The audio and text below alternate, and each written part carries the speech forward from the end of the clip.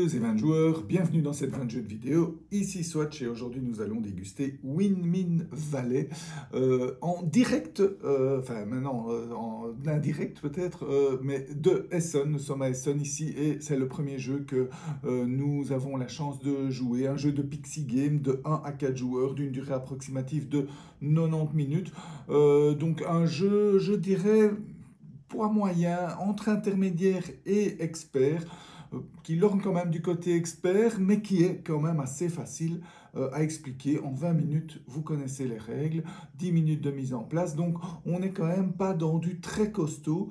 Pourtant, ce jeu a tout des grands, et c'est ce qui nous a vraiment plu sur ce jeu, et on l'apprécie vraiment beaucoup, on est sous le charme. Je ne vais pas vous expliquer les règles dans leur ensemble, il y a d'autres vidéos qui le font très bien. Ici, je vais me concentrer sur notre avis, sur un petit résumé des règles pour comprendre notre avis et je clôturerai alors cette dégustation comme ça. Voilà, Win Valley, donc dans Win Valley, nous sommes des Hollandais qui allons cultiver nos tulipes et la tulipe mauve est la plus valeureuse parce que apparemment c'est tout un concours d'essayer de faire les tulipes les plus foncées possibles. Pour le moment, personne n'a jamais au monde n'a jamais réussi à faire la tulipe noire, mais la tulipe la plus foncée est d'un mauve très foncé. Et donc les tulipes mauves sont les plus valeureuses, elles rapportent un peu plus de points que les autres. On va construire des moulins. Nous sommes en Hollande, donc on va faire augmenter et diminuer le niveau de l'eau et toutes ces petites mécaniques. Ça donne un jeu vraiment sympa. Donc voyons ce qu'on fait à son tour. On commence son tour en choisissant comment on va augmenter ou diminuer la vanne pour tous les joueurs. Donc si on peut la diminuer gratuitement, mais si on monte, si on augmente la vanne, eh bien, on va devoir de payer une pièce ou deux pièces. Et cette vanne va, plus elle est augmentée, plus le niveau de l'eau va augmenter. Quand il est au maximum, on ne pourra plus augmenter la vanne, on devra la garder au niveau le plus bas. Et il faudra faire une action pour diminuer le niveau de l'eau et gagner des bénéfices quand on diminue le niveau de l'eau pour tous les joueurs. Donc ça, c'est vraiment quelque chose en commun que les joueurs vont gérer le niveau de l'eau et les vannes, c'est déjà très sympa. Ensuite, en fonction de ce niveau de l'eau, eh bien de la vanne en fait, si la vanne est sur 1, 2 ou 3, chaque joueur dispose d'une roue action qui va pouvoir tourner donc vous voyez, il regarde les petits crans rouges, donc quand il arrive avec un grand rouge qui arrive là, ça fait tourner de 1, tourner de 2 et tourner de 3. Donc en fonction de son niveau de vanne, il va tourner sa roue d'action d'un certain nombre de tours et puis il va regarder les deux actions qui se situent là et il va en choisir une des deux à réaliser. Donc c'est vraiment pas mal du tout. Déjà rien que ce système de choix d'action est assez sympa. Au début du jeu, les joueurs, ces roues sont totalement vierges, sont égales. Juste l'ordre est différent en fonction des roues d'action. Et donc vous avez les 6 actions possibles du jeu. Et donc vous allez devoir gérer cette roue pour pouvoir faire les actions qui à tel moment ou tel autre vous intéressent le plus. Et vous avez vu que j'ai retiré des tuiles. En fait, ça, c'est déjà une chose que moi, j'adore dans les jeux et dans Win Valley, certainement. C'est que vous allez pouvoir améliorer, donc construire des améliorations d'actions qui vont rendre les actions plus efficaces et plus puissantes et et moins chères, etc. Donc, vous allez vous construire des actions plus intéressantes. Donc ça, c'est vraiment déjà une chose que j'ai adoré dans le jeu, c'est la façon de pouvoir améliorer ces actions. La deuxième chose que moi j'ai adoré, c'est que dans les actions, on peut acquérir des fermiers. Quand on gagne un fermier, on le prend et on le place soit au-dessus de son plateau personnel, et donc on dévoile la partie haute, soit en dessous de son plateau personnel et on dévoile la partie basse. Quand on dévoile la partie haute, eh bien, on a une capacité permanente. Donc, vous allez vous construire une certaine asymétrie qui vous donne des capacités permanentes. Quand vous faites telle action, vous gagnez tel bonus. Vous pouvez regarder des tuiles gratuitement quand vous faites cette action-là. Quand vous faites cette action-là, vous gagnez des points de victoire, etc. Donc, vous vous construisez des capacités permanentes en plaçant les cartes fermiers au-dessus de votre plateau. En plus, vous gagnez des petits points de victoire en bonus. Et en dessous, ce sont des sortes d'objectifs personnels, puisque ici, par exemple, elle va vous rapporter 5 points de victoire par moulin mis à cet endroit, là, sur le plateau. Celle-ci vous rapporte 15 points de victoire si vous arrivez à construire sur votre roue d'action 5 améliorations sur la petite roue d'action. Donc, voilà. Donc, vous allez vous avoir des objectifs personnels pour gagner des points de victoire et des capacités permanentes qu'il va falloir optimiser. Et donc tout ça donne vraiment des actions que vous allez customiser, des capacités permanentes et des objectifs de fin de partie. Tout ça sont des mécaniques que personnellement j'aime beaucoup et qui tournent à merveille dans Windmill Valley.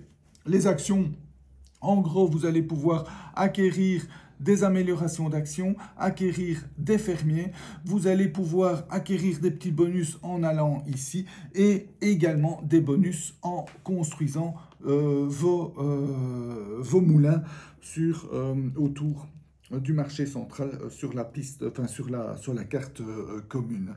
Ces moulins vous allez également pouvoir voyager dans le marché.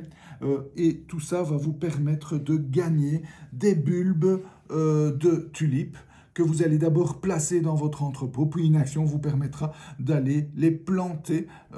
Donc c'est l'action plantage qui vous permettra de les planter dans votre jardin et ça vous rapportera non seulement des bonus, vous voyez quand vous écrasez certains endroits vous allez gagner des bonus, mais en plus quand vous arrivez à avoir une ligne complète de bulbes de tulipes de la même couleur, vous allez gagner des points de victoire. Si c'est de couleurs différentes, un peu moins de points de victoire.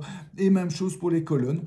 Pour chaque colonne avec des bulbes de couleurs différentes, vous allez gagner des points de victoire. S'il y a au moins 2 bulbes de couleurs les mêmes, vous allez perdre des points de victoire. Donc il faudra un petit peu gérer votre petit jardin personnel. Et voilà, vous avez aussi de l'argent, vous allez devoir gérer. Et vous connaissez, je dirais, l'essentiel de Windmill Valley. Donc plein de petites mécaniques qui personnellement j'adore.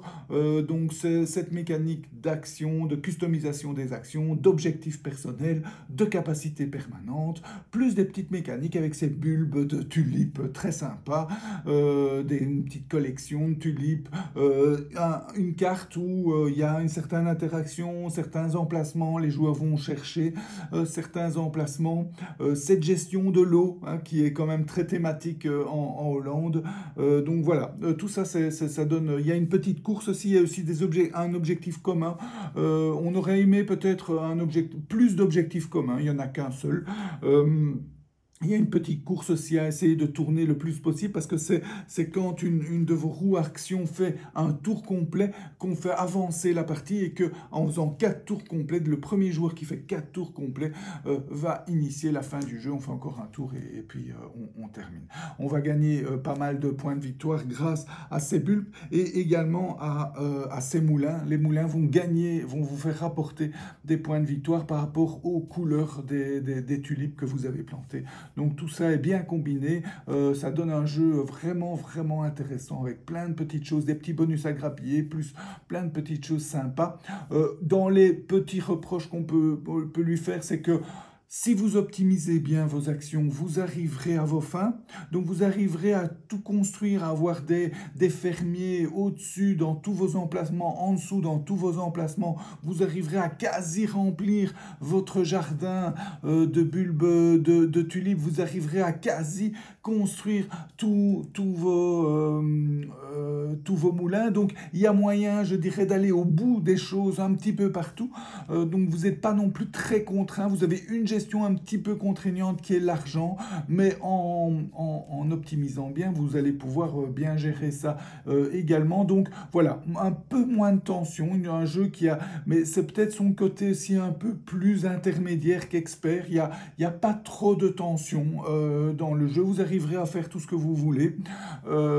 Et alors, ça c'est qu'on pourrait dire un défaut, mais en même temps c'est une qualité parce que c'est assez amusant.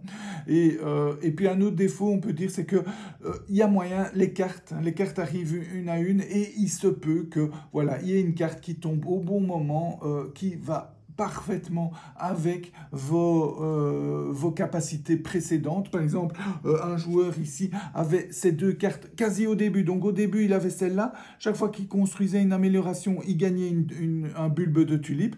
Et il a directement gagné celle-ci, qui lui faisait gagner un outil à chaque fois qu'il faisait une amélioration. Donc je ne dis pas que c'est un combo de la mort qui tue, loin de là. Hein. C'est pas ça qui l'a fait gagner ou pas. Mais quand même, ça lui a donné un avantage dès le début, donc qui peut faire mal parce qu'il a réussi à faire cette combo, mais très rapidement parce qu'il a eu la chance que la carte est tombée au bon moment. Même chose pour les cartes points de victoire à la fin du jeu. Hein. Tout à coup, vous pouvez voir une carte qui déboule, qui tombe exactement sur votre stratégie ou sur ce que vous avez déjà fait.